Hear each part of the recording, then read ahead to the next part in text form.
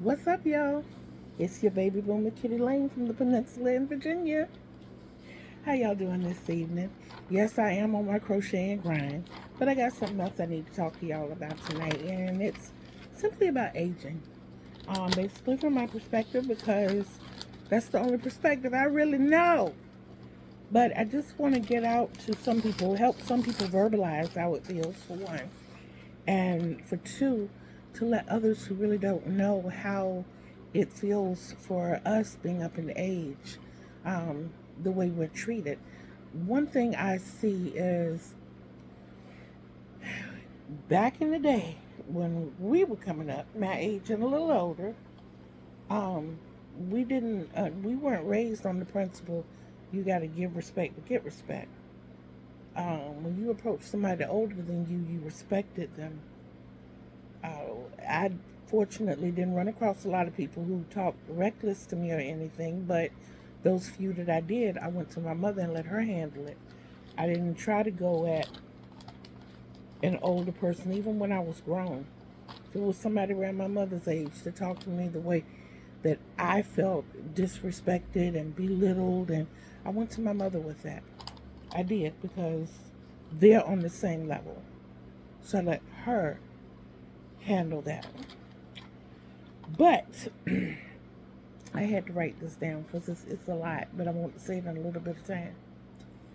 I used to call myself an in-betweener because I was younger than most of my confidants, but older than a lot of my friends. So, first of all, my mother did her best. Oh my God, my mom was a good mom. And she did the best she could to give me the best of everything. Um, but my childhood was taken away from me very young. We're going to leave that right there. I was my mother's only child. So I was the oldest, the youngest, and everything in between. That's what I used to tell everybody. I had the blessed privilege to take care of my grandmother and my mother before they passed. My grandmother passed when I was 21, and she I took care of her from the ages of 17 to 21. She was a beautiful woman, ninth grade education, later went to school and got her GED, and got her bachelor's in culinary arts. She became the manager for a private horseback riding school for their kitchen. She and the owner of the school were best friends, and that's where I learned to ride horses. Yep, yep, uh huh. At any rate, my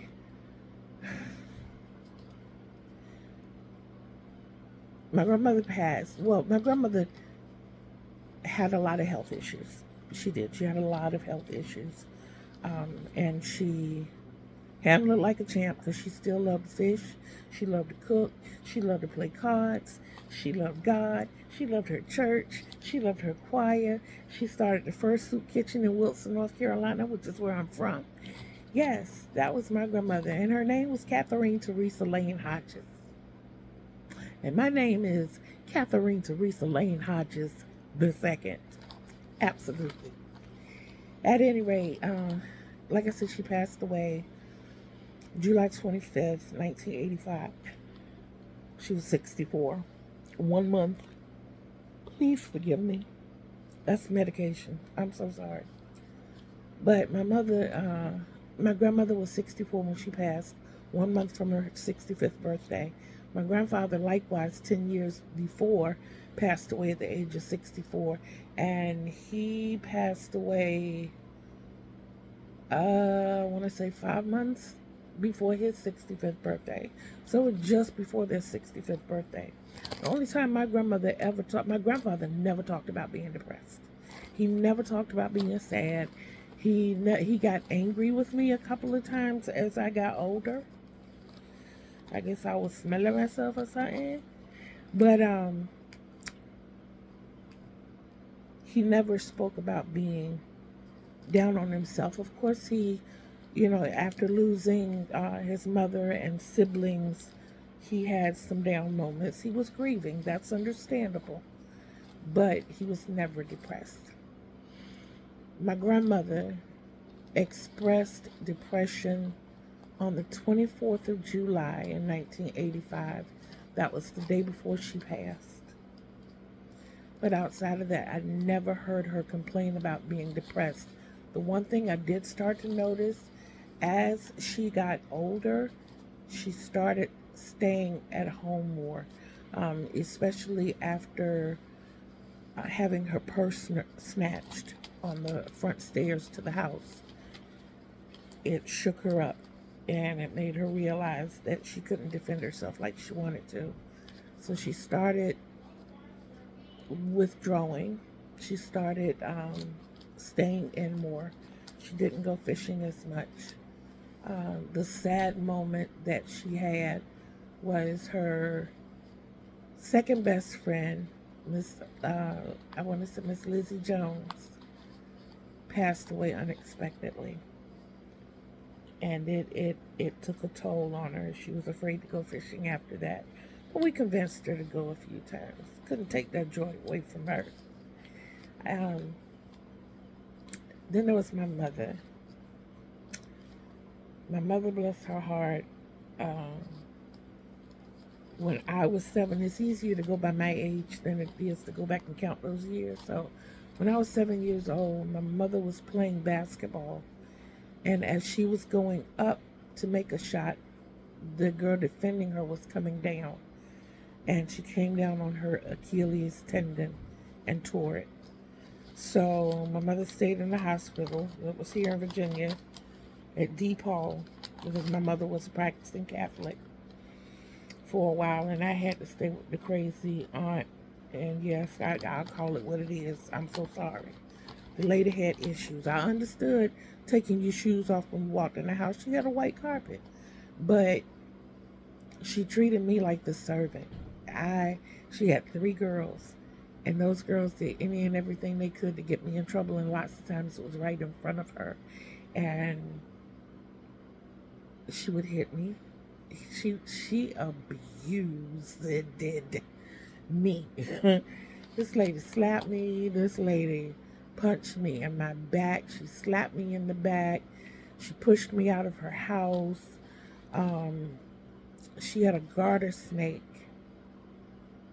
in her yard, and she called her husband to come get the garter snake, and he was moving too close, and I was the closest thing to her, and she pushed me over on that snake. And that happened on a Friday morning. And about an hour after it happened, I was in the hallway, and Aunt Clara was shaking me like she had lost her mind, and the doorbell rang. It was my grandparents. My grandparents came and saved me. Yes, they did. Woo. First, they took me to the hospital to see my mama. Mind you, I stayed with this woman for a week. She stayed 2 blocks from the hospital, never took me to see my mother. So when my grandparents came, the first thing they did was took me to the hospital to see my mom. My mom had a cast from toe all the way up to waist. And she was in traction. Whew, they had her. But then my grandparents took me back to North Carolina with them. So that was the Achilles tendon. By the time I was in high school, forget my background, sorry. By the time I was in high school, my mother had suffered several heart attacks. But she was still active.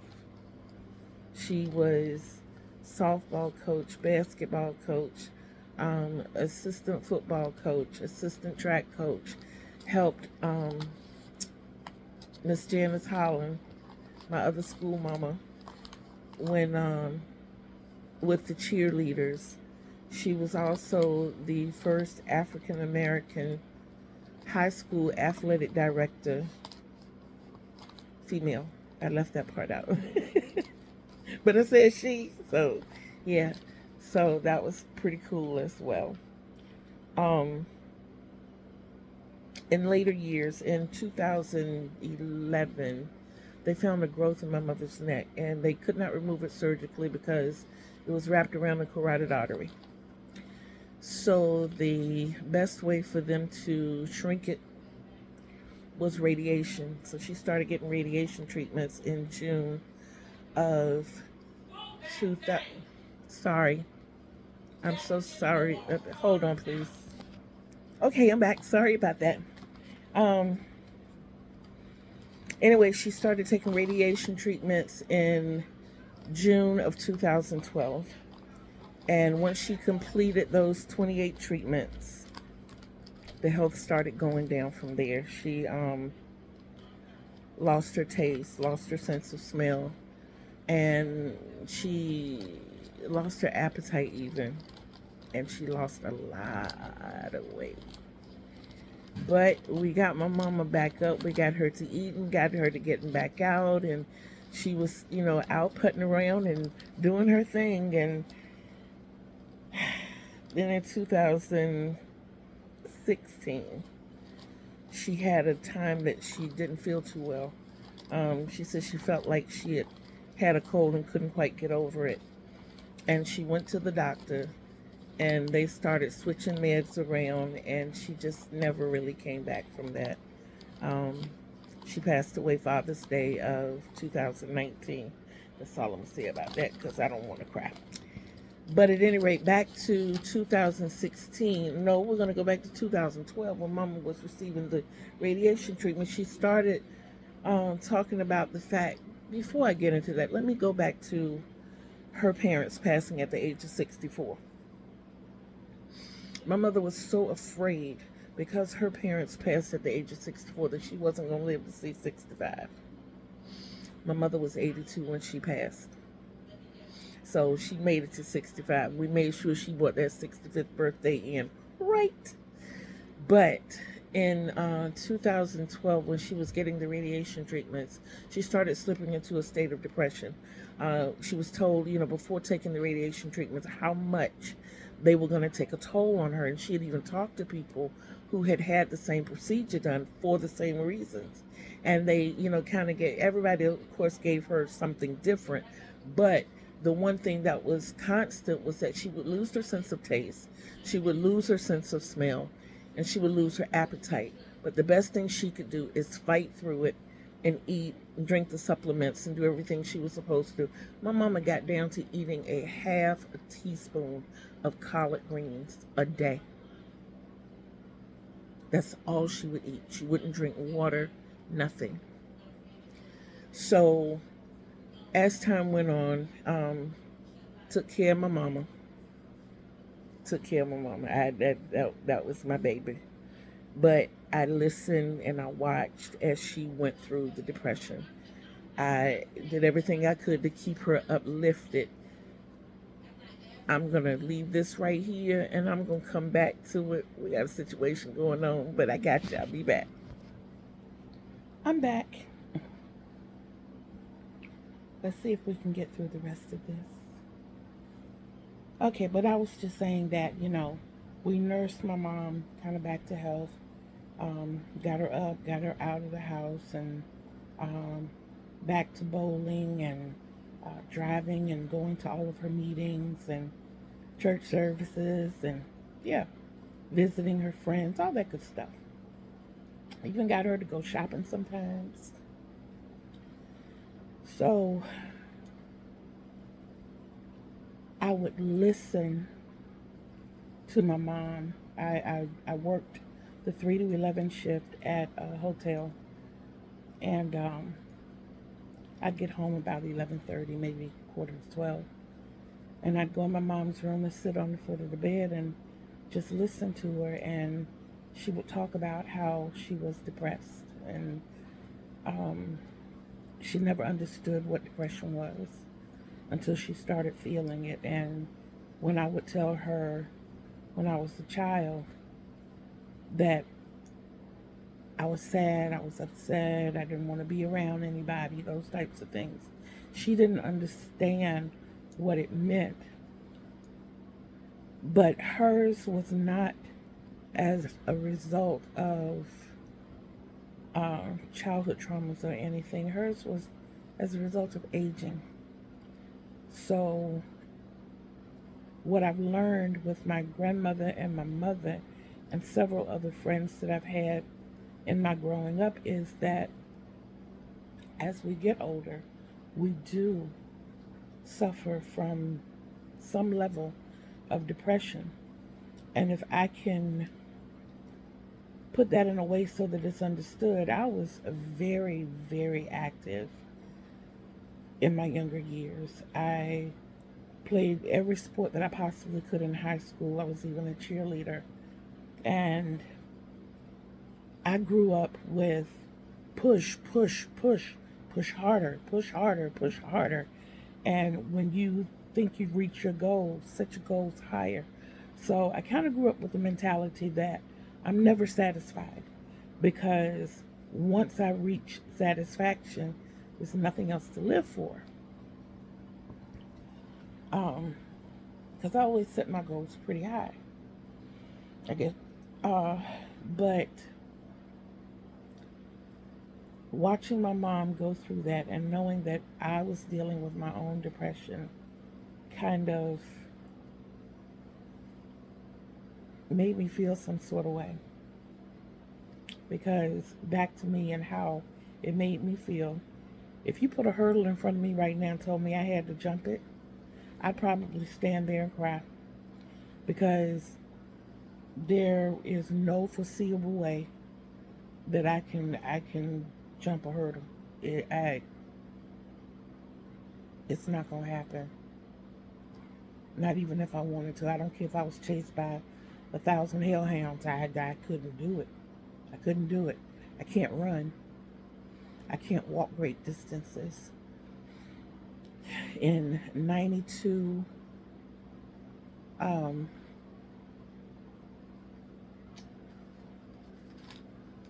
I was diagnosed with depression. In '94, I got my first inhaler for my asthma. I was diagnosed with asthma at the age of 17, but I didn't get an inhaler until '94. '98, I was diagnosed with multiple sclerosis. In '98, I was diagnosed with osteoarthritis. '99, I was diagnosed with multiple sclerosis. In 2000, I had my first heart attack. Yeah. 2008, I was put on blood pressure medication. Still think it was a wrong move, but 2011, congestive heart failure. In 2014, 2013, um, hypertrophic obstructive cardiomyopathy, which they call HOCM. There's only one way to fix the HOCM. Basically, they would have to do real open heart surgery. They'd have to go in and scrape the excess of the large part of my heart out, and then it would just be prayer from there. Um, but it's not 100% guaranteed. Only thing we can do from here is control it. Here recently, at the age of 18, I had my first bout with kidney stones. So I also have recurring kidney stones. In 2021, I had 2 kidney stone removals, surgical removal. Had 2 kidney stones surgically removed, one in June of 21 and one in September of 21. First the right kidney, then the left kidney. Um, and it's just been a series of things like that.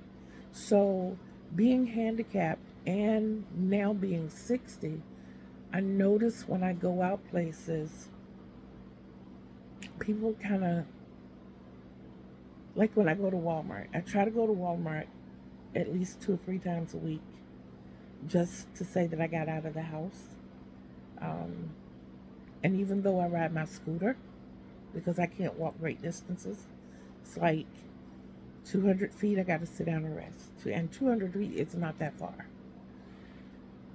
But 200 feet, got to sit down and rest. 200 feet, got to sit down and rest because I don't want to overwork my heart. Even with the scooter set at the highest setting, I see people running to get in front of me. Now, mind you, one day I went over to get a loaf of bread. Lady behind me with a cart full of stuff. Most of the checkouts in there are self-checkout. And she almost ran me and my little scooter over so she could get in front of me. And I was like, wow, is this to race me or just blatant disrespect? But I find the disrespect thing more prevalent than the racing thing because one day I got bold and I walked over to Aldi's and there were three people, all four of us going in the door at the same time. I got to the door a tad before everybody else, but everybody else got in before me. And my intentions were to step inside and step to the side so everybody could go in and go ahead on and go about their business. But all the smacking of the lips and the, Lord have mercy, I'm going to be all day. Really? Really?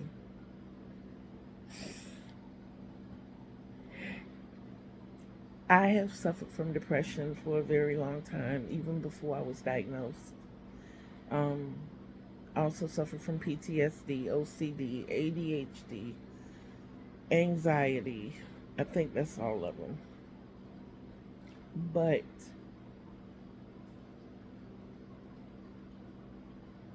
the anxiety became more prevalent after I caught COVID.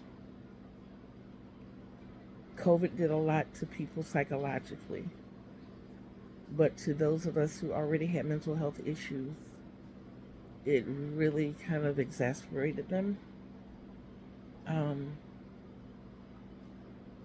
my first venture out after having COVID, I went over to Walmart and I was like, there were about 4 or 5 people in front of me, and I was standing there sweating. It was in November of 21, so it wasn't cold, but it was not even warm at all. And I'm standing here, beads of sweat running down my face. I'm shaking, and the cashier is yelling over all these people. She's like, "Baby, you okay?" And I'm kind of having to calm down and let her know I'm okay. I'm okay. I'm going to be all right. But the other side of that, well, not along with that, you have to understand we don't know what the next person is going through. So to judge people based on how they look, how we think they are, or whatever. I have a daughter who has a lot of medical issues, another daughter who has medical issues of her own, but one of them has MS and the other one has osteoarthritis really bad. And even though both of them are younger and can get around better than I can, it bothers me when I'm out with, especially the one with the back problems. And people are just so rude. They really are. They just, and these are people her age, and I'll say between her age and my age, and it's like they don't know. And you shouldn't have to walk around with a sign on you saying, "Hey, I'm disabled. Hey, I'm handicapped." You shouldn't have to do that. You really shouldn't. Um, Especially with our seasoned generation. I smile a lot, and I do smile to hide my tears because I cry a lot too. And a lot of it is because I never realized how hurtful people can be. And some of them, if you speak up and say something, they're quick to say, I really didn't mean this, or I really didn't mean that. And I believe it's unintentional to a certain degree. To a certain degree. To a certain degree.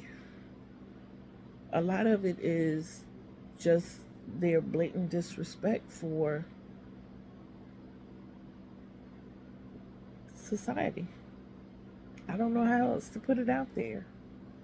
But it's troublesome to see how people treat people, especially those of us who are aging. To my seasoned community, keep your head up. There is nothing wrong with therapy. There is absolutely nothing wrong with therapy. I personally see a psychologist every week. When I'm going through something really, really stressful, she will call throughout the week to make sure I'm okay. And I appreciate her for that. I do. Because it helps me. Now, the main difference to me between a psychiatrist and a psychologist is, number one, the number of years in school. Number two, a psychiatrist is quick to give you a prescription.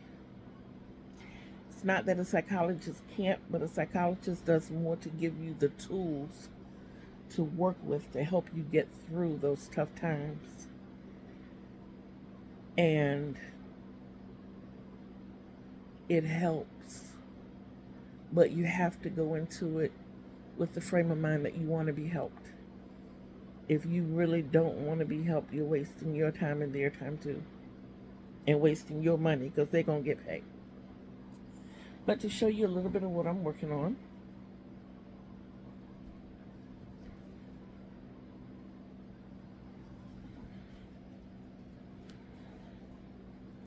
it's a blanket, and I'm having fun working on it. Yeah, I started this on the 10th. I should be further along than I am. But like I said, I've had a lot of stressful stuff going on, and my health here lately has not been the greatest. I spent the first week in April in the hospital, and there's something going on with my feet and legs ever since I got out of the hospital. I've been dealing with this swelling ever since, and it's to the point that I constantly feel like I have on socks or boots, and I don't. I'm from the country. I believe in walking around barefooted, being one with the earth. Yes, but anyway, um, I don't. I'm fearful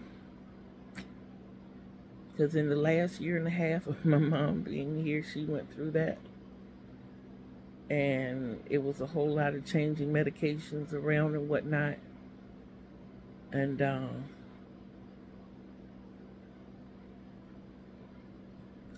get something else straight. I am not afraid to die. Grandfather was a mortician. I was raised in the funeral home. I've been around death my entire life. I understand that it is the final phase of life as we know it. I get that. Um, am I ready, or do I want to die? No. I'm not trying to rush the process along. That's why I want to get these right. I still got kids that depend on me, and I got grandkids to spend time with and watch them grow up. I want to be a great, great, great grandmama. You feel me? I do. I told my kids the other day, I'm going to live till I'm 114, at least. And that's when I can't get up and do for myself at all. But, yeah, I plan on being around for a while, but I got to be healthy to get there. So, just keep in mind, or like I said, these are just my thoughts on aging. Don't let your glorious years slip away. Don't seclude yourself, as I have started doing, and don't shut everybody out. I don't shut people out. I just check on folks. And with today's technology, we don't visit people like we should. I mean, there's some out there that probably do, but for the most part, we don't. there's no more knocking on doors. Hey, I just stopped by to check on you, see how you were doing. Hadn't heard from you in a while. I want to know what was going on. You can do the same thing in a text message or a phone call. A 30-second phone call can make somebody's week, month, year even. So keep that in mind. And for those that are in the younger generation, as you heard me say in the beginning, I'm a baby boomer. But for those that follow me, the millennials and the X's and the YZs and the ABCs and even the alphas, the new generation, um, check on us. Just let us know that we're fit with blah, blah, blah, blah, blah, blah. Let us know that we are still in your thoughts. That makes us feel good. It goes a long way. And the worst feeling that you can get is the feeling of uselessness. When you start feeling useless or like you don't matter, it weighs heavy on you. And our mental state has a lot to do with our physical health. So we gotta keep that up. I'm here to encourage you. I hope that you all will be here to encourage me. I would like to send a shout out to Miss Lisa from Happy to Hook Creations. Oh my goodness. I started binging her videos this week. Love, love, love her. Absolutely. Still have to send my heartfelt shout outs to Mikey from the Crochet Crowd and to Tony from TL Yarn. Also to Juan, the yarn addict. And yeah, there are a lot of great creators out there. Oh yeah, and Crystal from Bag a Day. But there are a lot of creators out there. There are a lot of creators, and there's one I hope I know I'm gonna mess her name up, but I'm gonna say it in the way I believe it's Thriss. I was watching her dye yarn last night. Oh my God. It's like, let me go get me some pants and some natural yarn and dye me up some yarn because I like colors too. But yeah, I really, I enjoy watching the crochet podcast and videos. That just does my heart good. And lots of times I'll say it's for the purpose of learning something new. Lots of times I'll turn the TV on and I'm so into watching their expressions or into my own crocheting and just hearing them in the background. It's like having my own little crochet community right here in my little crochet area. And it makes me feel good. But yes, I got big plans for the rest of this year and for the rest of my life. As far as my crochet is concerned, I do not have a store per se, but I do sell my materials. The only thing I say is either leave a message in the comments, and I would love for you all to subscribe. That would make me so happy. And like the videos. Come back and look at it again. Yes, but this is number 4, and I have a lot more to go. And I just want you all to keep our season community in mind and to realize, I'm sorry, you would think all this yawning I'm doing that I it's time to go to sleep and I would get sleep. If I don't take a nap during the day, that's it for me. I don't sleep at night. I don't. Yeah, I've been out of the question. Nope. When I turn this off, I will sit back looking at A Quiet Place. That's my movie for today. Just got through looking at Quiet Place 1. I'm halfway through Quiet Place 2. I had seen 2 before, but I hadn't seen 1. So I'm glad I got to see it tonight. At any rate, I'm going to go back, finish looking at the movie, crochet. Well, by the time the movie goes off, I should have at least 3 more rows done. And After I finish that,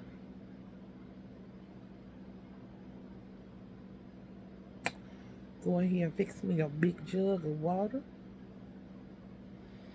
Find me a crochet podcast. And get on it. Get on it. Yay. Yes, I am. That's something else I miss too. I'm a dancer, but I can't now. I can barely do the little side shuffles. Hurts my spirit. It does. But I'm going to keep working at everything that I'm working at, and I'm going to get it back. Because part of my podcast is y'all going to be watching me going through my weight loss journey. I have not given up on that. Not going to. No way. Sister girl going to get there. Yes, I am. I'm already a diva. I've been a diva by right from birth. And I'm going to get my high class diva status back. And am.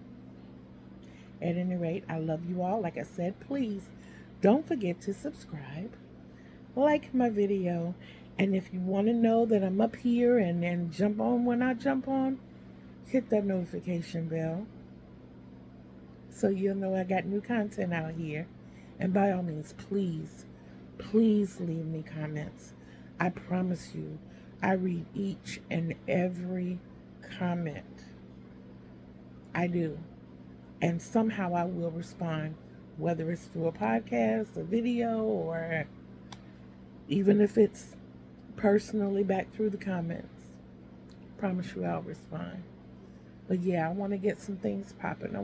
I would love to collab with some fellow crocheters. I'd love to be a pattern tester. I have never tested someone's pattern before. I would love to do the diagram and the written. I have done both. Just in case you don't know, I've been crocheting for 55 years. I'm not typically a pattern crocheter, even though I have done that. But I would love to be a part of the pattern testing community. Except when it comes to them little hooks. I'm sorry, did I say that out loud? I find it comfortable to work with H and up. I do. I can swing it with a G. But H and up for me, yeah. I do better with those. I got fat fingers. My scar. That's my pacemaker defibrillator. And I have a Tinkerbell. Yes, no, I'm not stripping. I promise you I'm not stripping. Don't throw the dolls. And that's my tattoo in honor of my mother, Butter, and my son, Scott. My mother's red wing and my son's blue wing. And I waited until I was in my late 50s to get them. I told you, getting back to that high diva status. But yes, please just stick in here with me. Let me know some of the things that you all are working on. Don't be. I'm gonna get brave one day and do a live. I have only. This is only my 4th video, and I got up to 7 views on one. I'm so tickled. I am. I'm trying right now. My goal is to reach 25. I'm starting. Yes. I have an ultimate goal in mind. I do, but it's for some people it would sound far-fetched, but that's me. That is who I am. But I love you guys. Love. Peace out. Talk to you soon.